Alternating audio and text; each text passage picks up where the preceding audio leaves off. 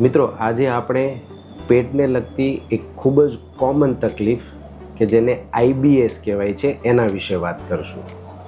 તો પહેલો જ સવાલ, આઈબીએસ શું છે? તો આઈબીએસનું ફૂલ ફોર્મ છે ઇરિટેબલ બાઉલ સિન્ડ્રોમ, એટલે કે એના નામમાં જ છુપાયેલું છે. ઇરિટેબલ એટલે ઇરિટેટ, ચીડચીડિયાપણું. બાઉલ એટલે કે આંતરડા, મોસ્ટલી મોટા આંતરડા. અને સિન્ડ્રોમ એટલે ગ્રુપ ઓફ સિમ્ટોમ, એટલે કે આમાં કોઈ એક લક્ષણ ના હોય પણ 2-4 લક્ષણોનું આખું ગ્રુપ. એટલે ટૂંકમાં જ્યારે તમારા આંતરડા ચીડચીડિયા થઈ જાય અને એના લીધે જે લક્ષણો આવે એને આઈબીએસ કહેવાય. એટલે ટૂંકમાં આ એક ફંક્શનલ ડિસઓર્ડર છે. આમાં કોઈ આંતરડામાં કે એમાં કોઈ બીમારી નથી, પણ સ્ટીલ દર્દીને લક્ષણો આવે છે. હવે આ કેટલું કોમન છે અને કોની અંદર આ વધારે જોવા મળે છે? નોર્મલી આપણે જોઈએ તો વર્લ્ડનું 10-20% પોપ્યુલેશન આઈબીએસથી પીડાય છે. એટલે કે આપણે 100 લોકો લઈએ તો એમાં 10 લોકોને આ આઈબીએસની તકલીફ હોય છે. અને આઈબીએસ કોની અંદર વધારે જોવા મળે છે? તો ખાસ કરીને આઈબીએસ યંગ લોકોની અંદર વધારે જોવા મળે, ખાસ કરીને 20-40 વર્ષના જે લોકો હોય એમાં. પણ છોકરાઓમાં પણ આઈબીએસ થાય અને ઓલ્ડ એજ વૃદ્ધ અવસ્થામાં પણ આઈબીએસ થાય. અને પુરુષોની કમ્પેરમાં સ્ત્રીઓની અંદર આઈબીએસ વધારે થાય છે. હવે આઈબીએસ આપણે જેમ કીધું એમ કે આઈબીએસ છે શું? એક તમારા જ્યારે આંતરડા ચીડચીડિયા થઈ જાય છે ત્યારે એના લક્ષણો આવે છે. એટલે કે જ્યારે એ આંતરડા એકદમ ફાસ્ટ મૂવમેન્ટ કરવા મળે ત્યારે તમને ઝાડા જેવું થાય, એકદમ સ્લો થઈ જાય ત્યારે તમને કબજિયાત જેવું થાય, અને જ્યારે એકદમ આંતરડા ખેંચાય ત્યારે પેટમાં દુખાવા જેવું થાય છે. આઈબીએસના કારણો શું છે? આઈબીએસના વિજ્ઞાનની અત્યાર સુધીમાં જેટલી પણ સ્ટડી થઈ એમાં આઈબીએસનું કોઈ એક સચોટ કારણ મળ્યું નથી. જે 2-4 કારણો આઈબીએસ માટે જવાબદાર છે એમાં પહેલું છે કે ગટ બ્રેન ડિસઓર્ડર, એટલે કે તમારા જ્યારે આંતરડાની સેન્સિટિવિટી વધી જાય, આંતરડા બહુ વધારે સેન્સિટિવ બની જાય ત્યારે આ પ્રોબ્લેમ થતી હોય છે.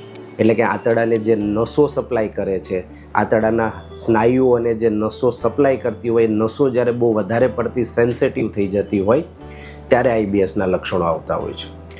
અમુક કેસમાં દર્દીઓને અમુક પ્રકારના ફૂડની એલર્જી હોય, ખોરાકની એલર્જી રહેતી હોય, અમુક વસ્તુ ખાવાથી આંતરડા વધારે ચીડચીડિયા સેન્સિટિવ થઈ જતા હોય ત્યારે આવા લક્ષણો આવતા હોય છે.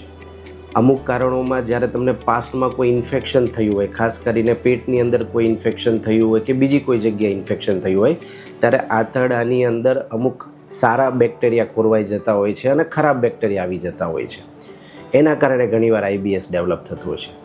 અને ચોથું કારણ છે સ્ટ્રેસ, કે જે લોકો વધારે પડતો સ્ટ્રેસ લેતા હોય, એન્ઝાયટી હોય, તો એ લોકોની અંદર આઈબીએસના સિમ્ટમ્સ બહુ વધારે આવતા હોય છે. હવે આઈબીએસના લક્ષણો શું છે? તો આઈબીએસના મુખ્ય 3 લક્ષણો છે. એમાં જે સૌથી મેઇન લક્ષણ છે એ છે પેટમાં દુખાવો. એટલે કે દર્દીને પેટની અંદર ચૂક આવતી હોય છે, પેટમાં કોઈ પણ જગ્યાએ દુખાવો થાય, નાભીની ઉપર, નાભીની નીચે, રાઈટ સાઈડ, લેફ્ટ સાઈડ, કશે બી જગ્યાએ પેટમાં દુખાવો આવતો હોય અને દુખાવાની સાથે પેટ ફૂલી જતું હોય, પેટ ભારે ભારે લાગતું હોય છે. અને ઘણીવાર પેટના દુખાવાની સાથે સાથે સંડાસ જવું પડતું હોય છે અને સંડાસ કર્યા પછી એ પેટનો દુખાવો હળવો થઈ જતો હોય છે. પછી જે બીજું લક્ષણ છે એ ઝાડા. જેમ મેં કીધું એમ, જ્યારે આંતરડાની હલનચલન બહુ ફાસ્ટ થઈ જાય ત્યારે ઝાડા જવું પડતું હોય છે. અને ખાસ કરીને આઈબીએસની અંદર જે ઝાડા હોય એની એક લક્ષણ હોય છે કે એ ઝાડા સવારની મોર્નિંગમાં બહુ વધારે હોય છે. એટલે કે દર્દીને સવારે ઉઠે એટલે જવું પડે, બ્રેકફાસ્ટ કરે પછી જવું પડે, પછી એને સ્કૂલે અથવા કોલેજ અથવા તો જોબ પર જવાનું હોય ત્યારે જવું પડે. એટલે અર્લી મોર્નિંગમાં 4-5 વાર એ ઝાડા જવું પડતું હોય છે. રાત્રે જનરલી ઝાડા જવું પડતું નથી. અને ત્રીજું જે છે એ છે કબજિયાત. એટલે કે જ્યારે તમારા આંતરડા એકદમ સ્લો થઈ જાય છે ત્યારે કબજિયાત થાય છે. એટલે ઘણીવાર કઠણ સંડાસ આવતો હોય, 2 દિવસે 1 વાર સંડાસ આવતો હોય, આ રીતની તકલીફ થતી હોય છે. મોટાભાગના કેસમાં 3-4 લક્ષણો એકબીજાની સાથે જ સંકળાયેલા હોય છે. હવે એવી રીતે આઈબીએસના પ્રકાર કેટલા છે? તો આઈબીએસના પ્રકાર પણ આ રીતે 3 ટાઈપના છે.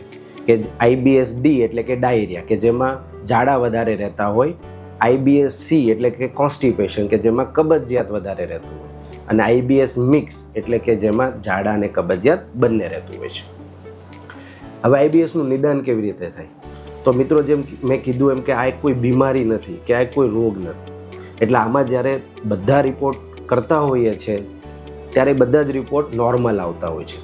બ્લડના રિપોર્ટ, સોનોગ્રાફી અને ઘણીવાર એન્ડોસ્કોપી પણ કરતા હોઈએ છીએ ત્યારે એ બધા જ રિપોર્ટ નોર્મલ આવતા હોય છે અને પછી અમે એને આઈબીએસ લેબલ કરતા હોય છે. એટલે જનરલી આઈબીએસના નિદાન માટે કોઈ ટેસ્ટ નથી, પણ આઈબીએસ જેવા લક્ષણો બીજી ગંભીર બીમારીઓમાં પણ જોવા મળતા હોય, જેમ કે આંતરડાનું ટીબી હોય, આંતરડાનું કેન્સર હોય, અલ્સરેટિવ કોલાઇટિસ જેવી બીમારીઓ હોય, તો આ બધા કેસમાં પણ આવા લક્ષણો આવતા હોય છે. એટલે આ બધી બીમારીઓ છે કે નહીં એને રૂલ આઉટ કરવા માટે ઘણીવાર ડૉક્ટર તપાસ કરતા હોય છે અને જ્યારે આ બધી જ તપાસ નોર્મલ આવે છે ત્યારે એને આઈબીએસ લેબલ કરતા હોય છે. હવે નેક્સ્ટ ક્વેશ્ચન કે શું આઈબીએસથી લાંબા ગાળે આંતરડાને કોઈ નુકસાન થાય અથવા તો આઈબીએસથી શું આંતરડાનું કેન્સર થાય? તો જવાબ છે બિલકુલ ના. આંતરડાને કોઈ પણ પ્રકારનું નુકસાન નથી થતું, આંતરડામાં કોઈ પણ પ્રકારનું કેન્સર થતું નથી. દર્દી જો એની ઉંમર 100 વર્ષ હોય તો એ 100 વર્ષ જીવવાના જ છે, એમાં એક પણ દિવસનો ફરક નથી પડતો. ફક્ત ને ફક્ત આઈબીએસ દર્દીની જે ડેઇલી લાઈફ છે એને અસર કરતું હોય છે, રાઈટ. સ્ટ્રેસ પણ એક બહુ મોટું ફેક્ટર છે. ટેન્શન, સ્ટ્રેસ, આના લીધે પણ આઈબીએસના સિમ્ટમ્સ વધતા હોય છે. એટલે આઈબીએસના સિમ્ટમ્સ હોય એના લીધે સ્ટ્રેસ આવે અને સ્ટ્રેસને લીધે અગેન આઈબીએસના સિમ્ટમ્સ વધે. એટલે આ એક વિશિયસ સાયકલ શરૂ થઈ જાય છે.